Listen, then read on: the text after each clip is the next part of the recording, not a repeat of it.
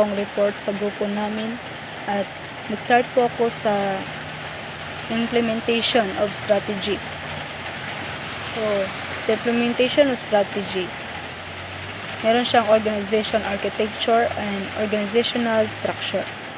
Remember though that a firm can have the best strategy in the world, but if it cannot implement it, the strategy is useless. So we have to consider the firm's organization when we talk about strategy.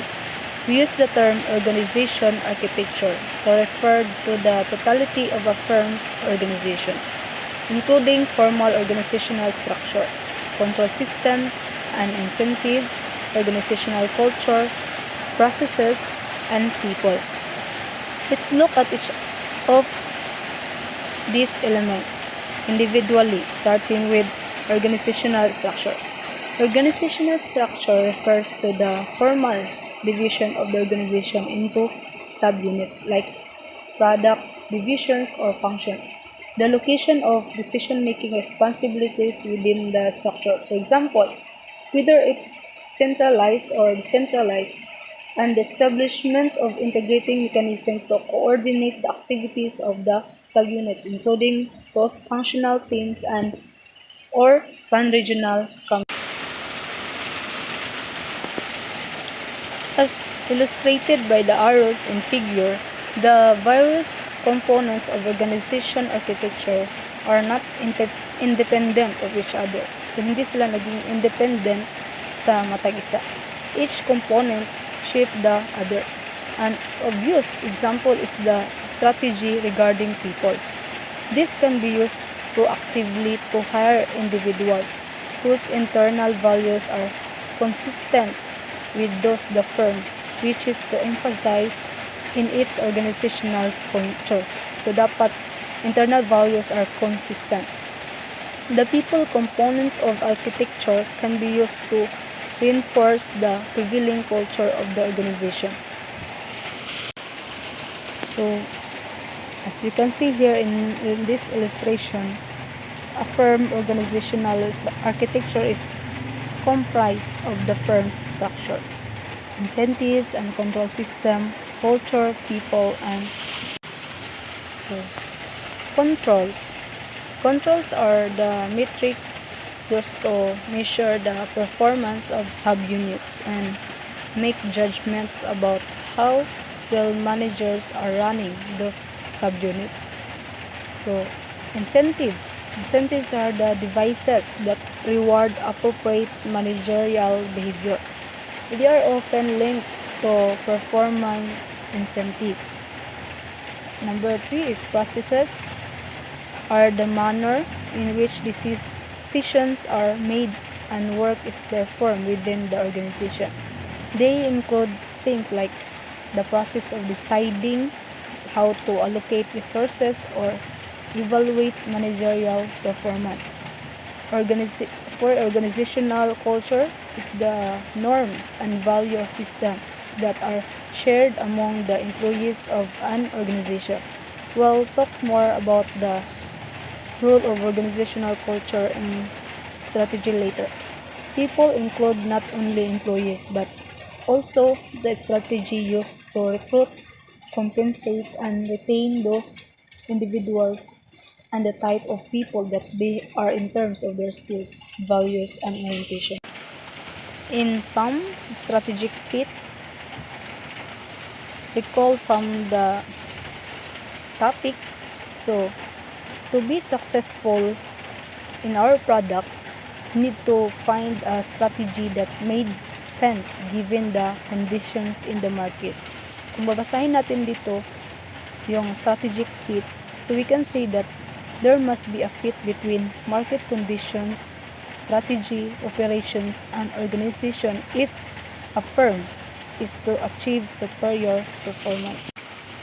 So, the operations of the firm must support the firm's strategy. No? And even the organizational architecture of the firm must match the firm operations and strategy. As this illustration, here the concept of strategic fit is shown visually. Notice how the firm's strategy fits the conditions in the market and is supported by the firm's organization, architecture, and operation strategy. So, global expansion and profits. Why do firms go global? What does global expansion offer to firms? Well, there are many benefits of expanding internationally. Firms that operate internationally expand the market for their products. It's realize locations economies by locating value creation activities where they can be performed most efficiently, realize greater cost economies from experience effects, and earn a greater return by leveraging skills developed in foreign markets by transferring them to other parts of the organization. Let's look at these benefits more closely. So dito mo mabasa yung paano yung firms that operate internationally. So leveraging products and competencies. Most of products that sell in global markets begin their international expansion by taking products that were developed for the home market and selling them in foreign markets. Like Procter and Gamble, for example, developed Pampers for the US market, but then found a market for them in other parts of the world. How well a company can do this depends not only on what it's selling, but also on its core competences or skills within the firm that competitors cannot easily match or duplicate. These core competences are these leveraging products and competencies are the basis for competitive advantage because they enable the firm to reduce the cost of value creation or create a value in a way that justifies premium pricing.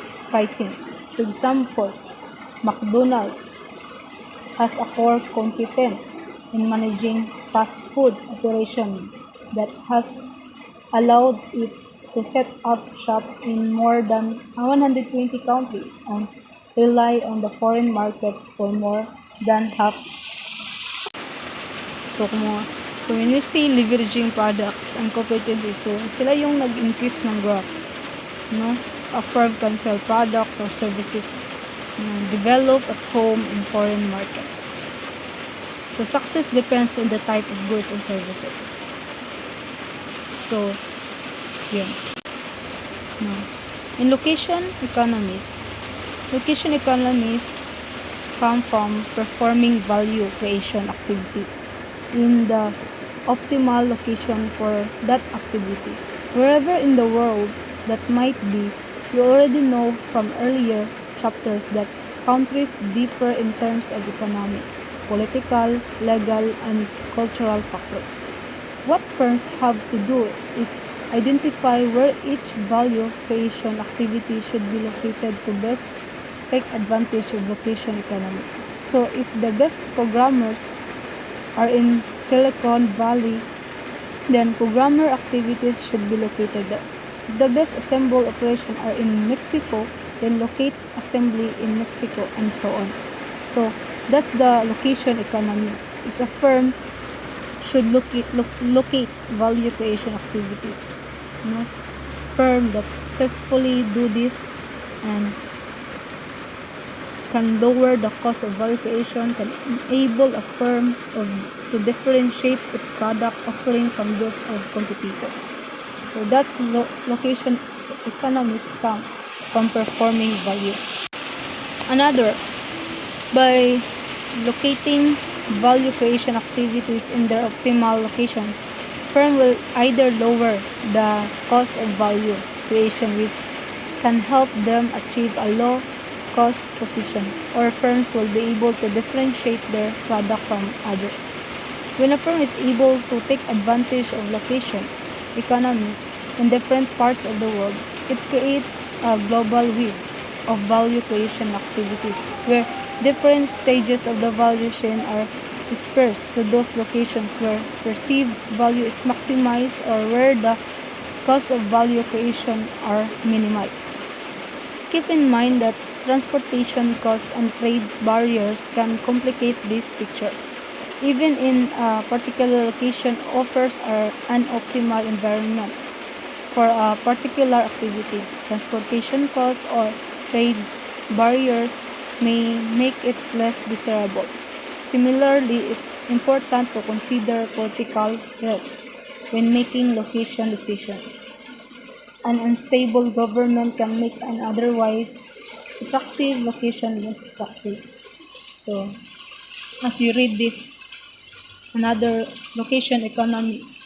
Under this strategy, different stages of the value chain are dispersed to those locations around the global where perceived value is maximized, as what I said. Now, experience effects. The first is the experience curve. So, what is the experience curve? It is the systematic reduction in production costs that have been observed to occur over the life of a product. A product's production cost decline by some quantity about each time cumulative output doubles. Two is the learning effects. It is cost savings that come from learning by doing. So, in learning effects, mas maintindihan mo ang isang gamit ng experience effects if cost savings that come from learning by doing. Labor productivity increases when individuals learn the most efficient ways to perform particular tasks, and management learns how to manage the new operation more efficiently. So, learning effects. Cost savings that come from learning by doing. So, from learning by doing. So, pag na-learn mo at ginawa mo, doon mo makuha mo yung cost savings. At yun ang learning effects. The experience curve, the systematic reduction. So, yung reduction in the production cost, a product production cost nag-decline by some quantity about each time cumulative outputs and doubles. And last, the experience effects in economies of scale. Expanding internationally can also allow firms to gain economies scale or reduction in unit costs that are achieved by producing in large volumes. Companies that achieve economies of scale are able to spread fixed costs over large volumes or use specialized equipment or personnel. So, for example, in the auto industry, a factory is efficient when it produces about 200 cars a year, preferably of the same model. If domestic demand is not large enough to warrant this level of production, firms might still be able to achieve it by exporting cars to foreign markets. Moving down the experience curve is also strategically significant for companies. By doing this, companies can lower their cost of creating value. Firms that can move down the experience curve the fastest will have a competitive advantage. So a firm will be motivated to produce using a single plant to serve the global market. As a means of getting down the curve rapidly,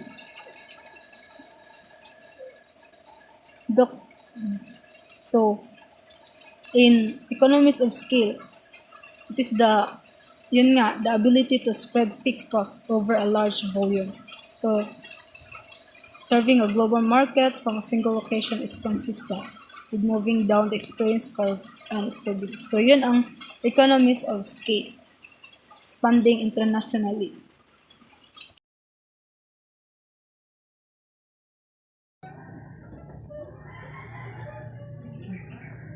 I am Arhani Bibansara and I am here to continue our discussions about the international business strategy. Leveraging leveraging subsidiary skills. To help increase fair value, managers should first recognize that value skills can be developed anywhere within the firm's global network, not just at corporate center. Second is, managers should use incentive systems to encourage local employees to acquire new skills. Third is, develop a process to identify when new skills have been created. Lastly, managers should act as facilitators to transfer valuable skills within the firm. Skills that are developed in the home market can be transferred to other markets like MTV did. When it transferred its format to other markets, keep in mind though that valuable skills can also be developed elsewhere in the firm and be transferred to the corporate office. McDonald's McDonald's, for example, has found that its foreign stores often have ideas that can be incorporated elsewhere in the organization.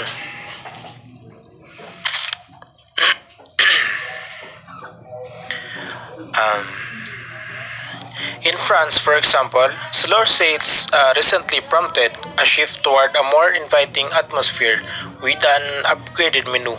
The company is currently considering using this format at other locations where sales are sluggish.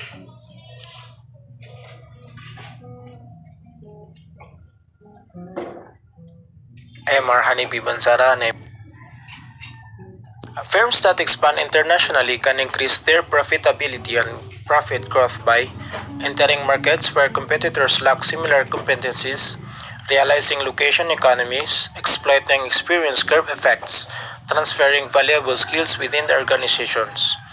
So, global expansion offers companies numerous ways to increase profitability and profit growth.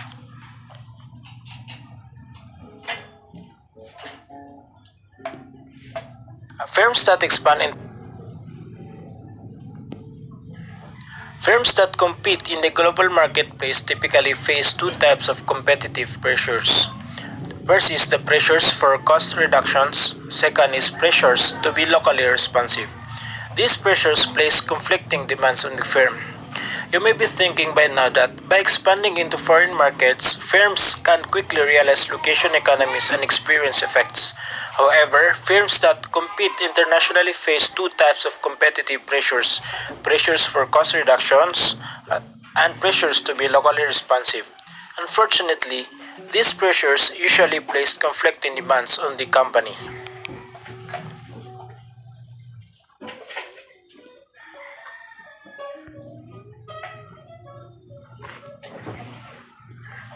Firms that In this picture, as you can see, some firms face high pressure for cost reductions while others face high pressures for local responsiveness. Some really unlucky companies face pressures for cost reductions and local responsiveness simultaneously. Dealing with these pressures can be a strategic nightmare for companies.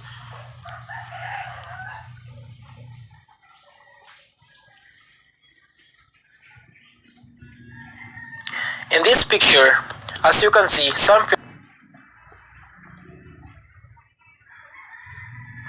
pressures for cost reductions are greatest in industry producing commodity type products that fill universal needs that exist when the tastes and preferences of consumers in different nations are similar in, if not identical. When major competitors are based in low cost locations where there's persistent excess capacity, where consumers are powerful and face low switching costs. To respond to these pressures, firms need to lower the costs of value creation. When a firm faces pressures for cost reductions, it has to try to lower the cost of value creation. This type of pressure is usually greatest in industries that produce commodity type products that fill universal needs like steel. When major competitors are based on low cost locations where excess capacity is persistent and where consumers are powerful and face low switching costs.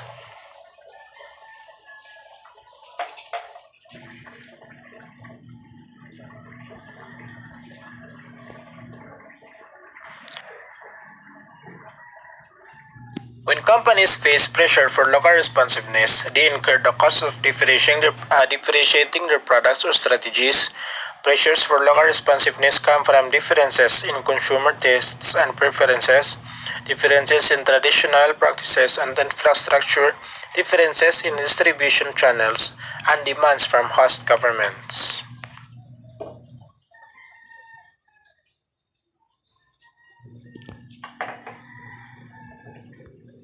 When companies face pressure for local responsiveness,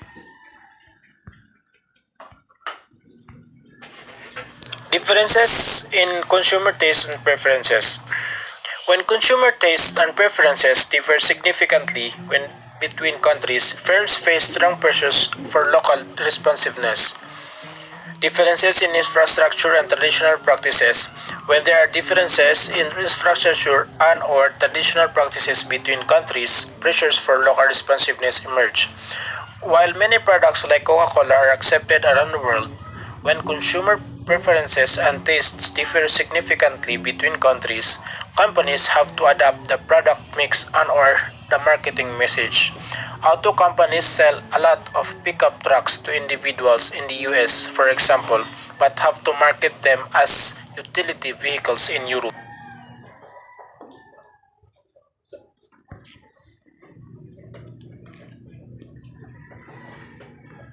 The third one is the differences in distribution channels. A firm's marketing strategies may be influenced by differences in distribution channels between countries. Fourth is the host government demands. Economic and political demands imposed by host country governments may necessitate a degree of local responsiveness. Differences in distribution channels also prompt companies to change. In Brazil, for example, about 36% of food retailing takes place through supermarkets. In Russia, supermarket sales account for less than 1% of food retailing. Cell phone companies have been struggling to identify ways to bring service to remote parts of India and Africa where traditional service methods weren't viable. Finally, companies may be required by host governments to be locally responsive in the US. For example, pharmaceuticals have to grow through FDA testing, and food products have to be labeled with nutrition information.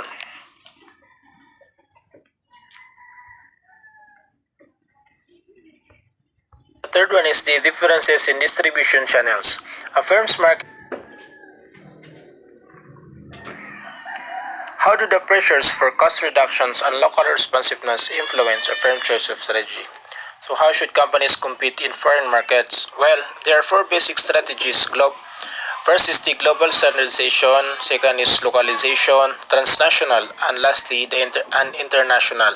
Each strategy makes sense in certain situations, depending on which pressures a firm is facing. The next reporter will discuss each of that strategies. Thank you.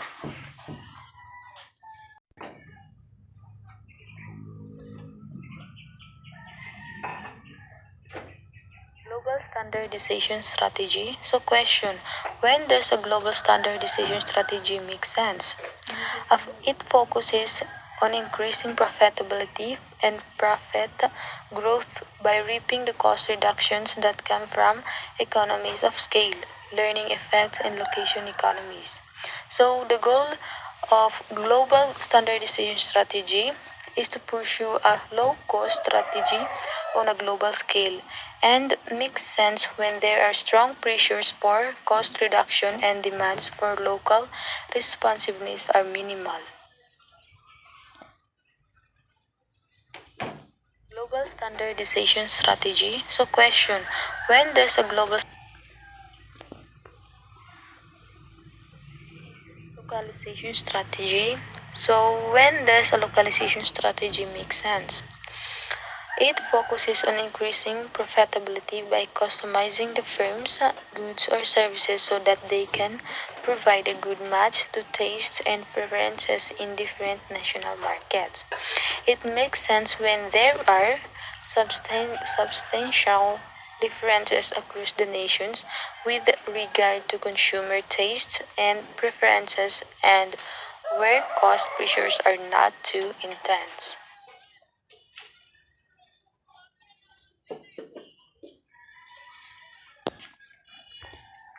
Localization strategy. Transnational strategy. So when does a transnational strategy make sense? It tries to simultaneously achieve low cost through location economies, economies of scale, and learning effect, and also differentiate the products offering across the graphics, geographics rather. So example, formal joint ventures, short-term contractual arrangement, and the number of initial international strategic alliance has risen significantly in recent decades.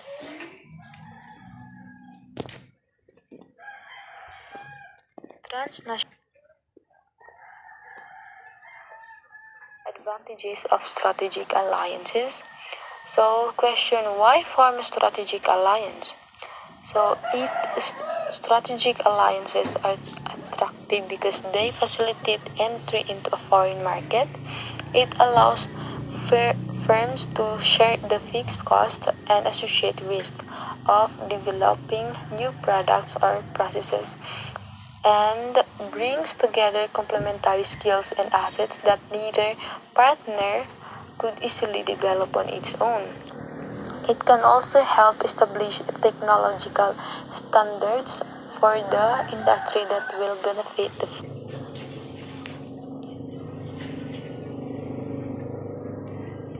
advantages of strategic alliances. So question, what are the drawbacks of strategic alliances? Strategic alliances can give competitors low-cost routes to news, technology, and markets. Unless a firm is careful, it can give away more in a strategic alliance than it receives. Thank you.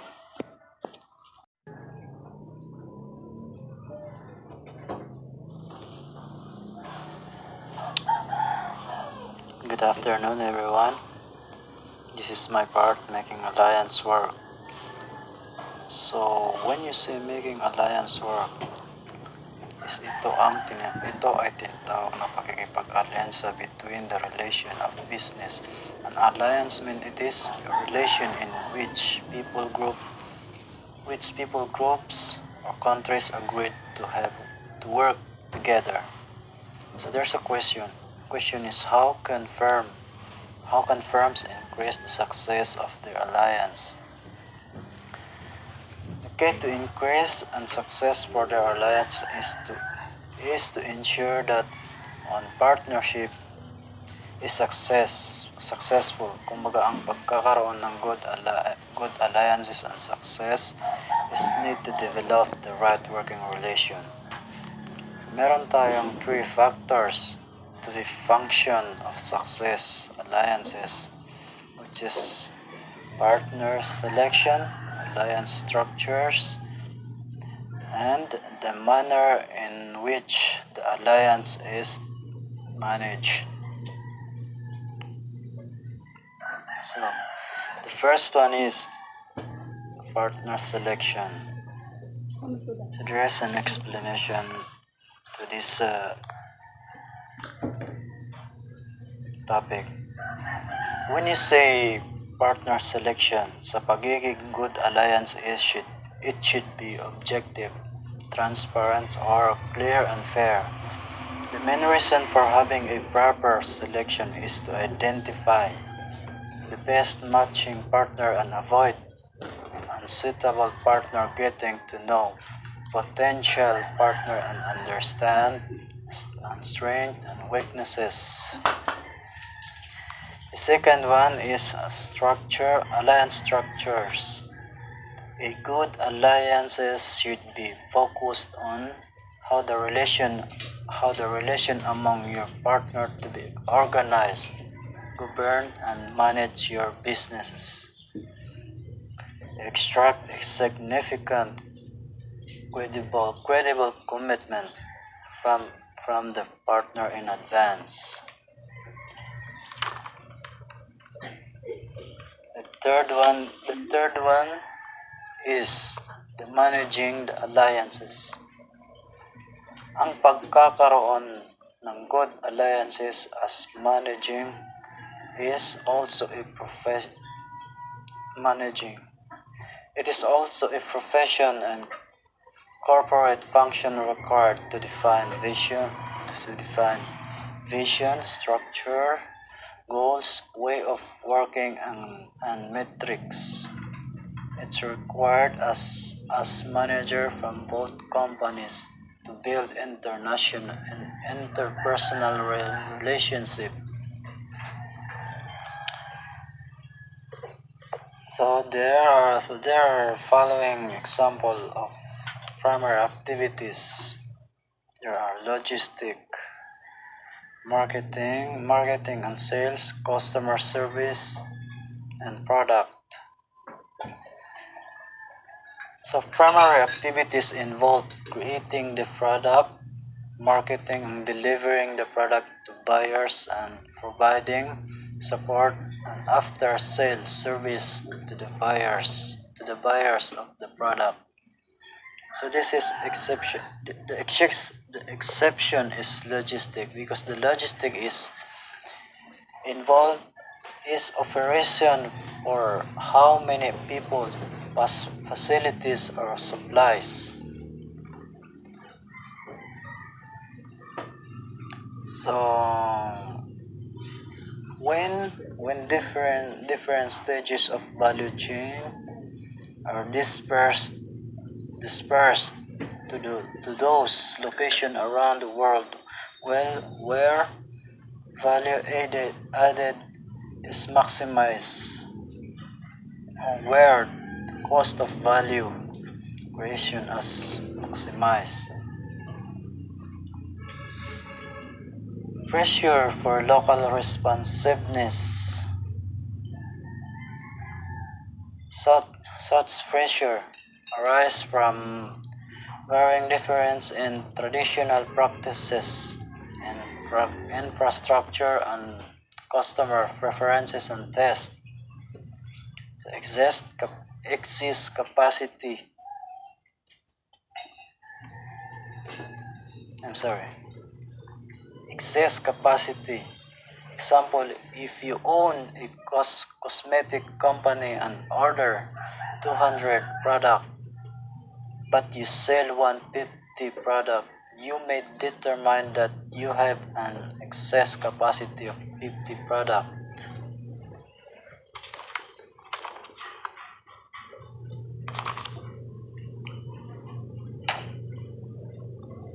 Host government demand.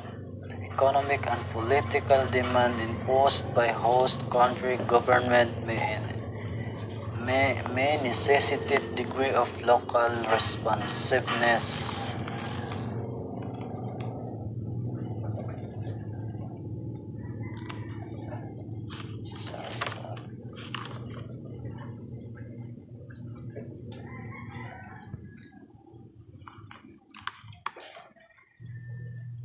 Differences, pressure, local responsiveness come.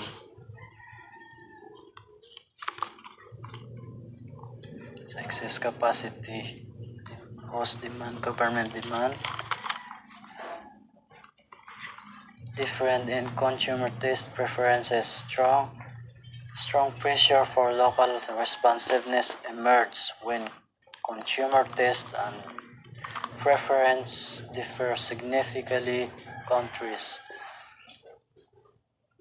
Sa distribution channel naman, a firm marketing strategies needs to be responsiveness to difference in distribution channel between countries.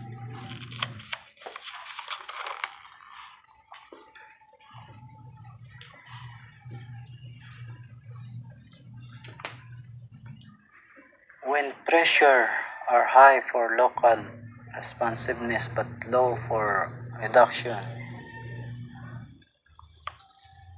it is a transitional strategy. The answer is transitional strategy, because transitional strategy is to achieve low cost through location economies of skills, and learning effect. Different the product offering across geographical market to account for local difference. Trans, transnational companies do not have sub, subsidiaries but just many companies. Transnational companies do not have a centralized managed system. That's all for me. Thank you.